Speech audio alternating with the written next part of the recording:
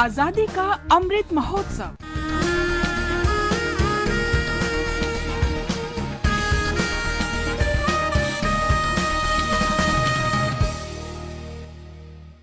आजादी का सफर आकाशवाणी समाचार के संग भारत का शानदार स्वाधीनता संघर्ष आधुनिक विश्व के महानतम संघर्षों में से एक है।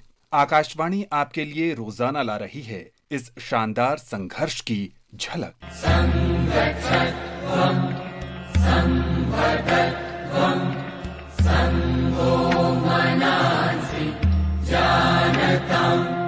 आज हम भाई परमानंद को श्रद्धांजलि अर्पित कर रहे हैं, जिन्हें प्यार से भाई जी कहा जाता था। भाई परमानंद का जन्म पंजाब में हुआ था।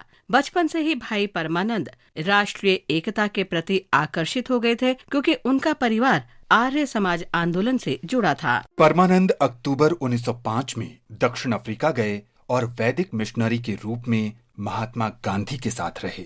उन्हें मातृभूमि को स्वतंत्र कराने में सहायता के लिए विदेश में रह रहे भारतीयों के बीच समन्वय के लिए अमेरिका भेजा गया। वे गदर पार्टी के संस्थापक सदस्य थे। उन्होंने गदर पार्टी के लिए तारीख़े हिंद पुस्तक भी लिखी। गदरी तुरे बगीचा विचों भारत याद करावन लई पे मर्द बगीचा विचों।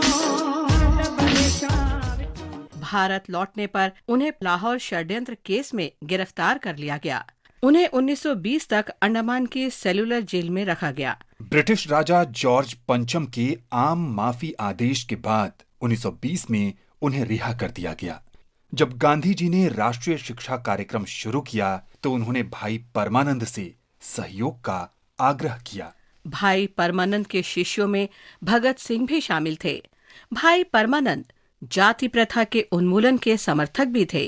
उन्होंने आर्य समाज के अंदर जाति उन्मूलन आंदोलन आरंभ किया था। 8 दिसंबर 1947 को परमानंद का निधन हो गया।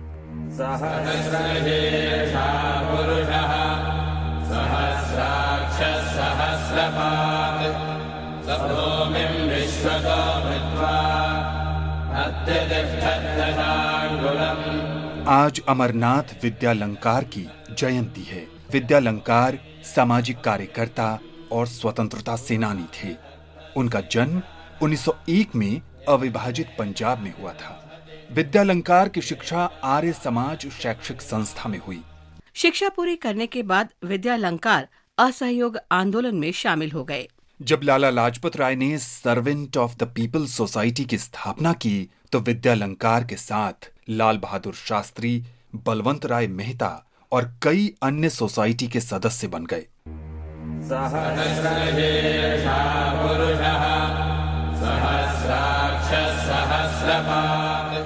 लाला लाजपत राय ने विद्यालंकार को लाहौर नेशनल कॉलेज में इतिहास पढ़ाने का दायित्व सौंपा, जहां भगत सिंह और उनके साथी भी पढ़ा करते थे। नेशनल कॉलेज बंद होने के बाद लाला लाजपत राय ने विद्यालंकार को हिसार भेजा, ताकि दूर दराज क्षेत्रों में अकाल पीड़ित लोगों की सहायता की जा सके। हरियाणा में उन्होंने मजदूर आंदोलन में महत्वपूर्ण भूमिका निभाई। गोलमेज सम्मेलनों की असफलता पर संपादकीय के कारण उन्हें 1931 में 2 वर्ष के लिए जेल भेज दिया गया। भारत छोड़ो आंदोलन के दौरान भी उन्हें 2 साल की जेल हुई। 1947 में विभाजन पर उन्होंने लोगों की सहायता के लिए बचाव दल बनाए। मातृभूमि के महान सपूत अमरनाथ विद्यालंकार की जयंती पर उन्हें श्रद्धांजलि। कभी कुछ ऐसी तान सुना।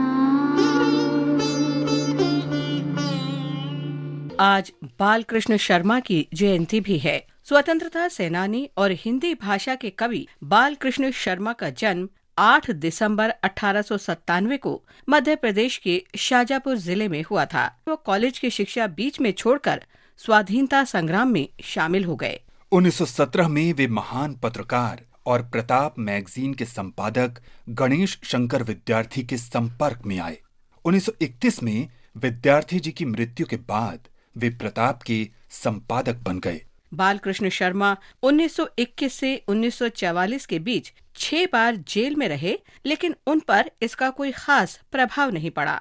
और उन्होंने स्वाधीनता आंदोलन में योगदान जारी रखा। सावधान मेरी वीणा में चिंगारियां आन बैठी हैं,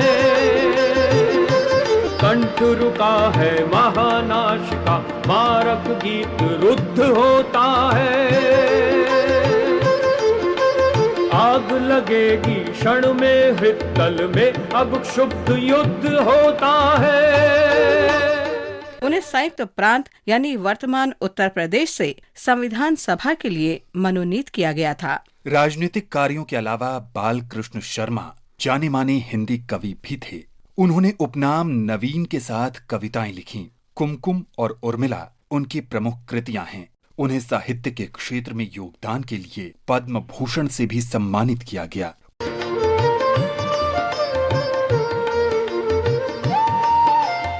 आज बस इतना ही। आजादी का सफर आकाशवाणी के संग। कल फिर मिलेंगे नई कड़ी के साथ।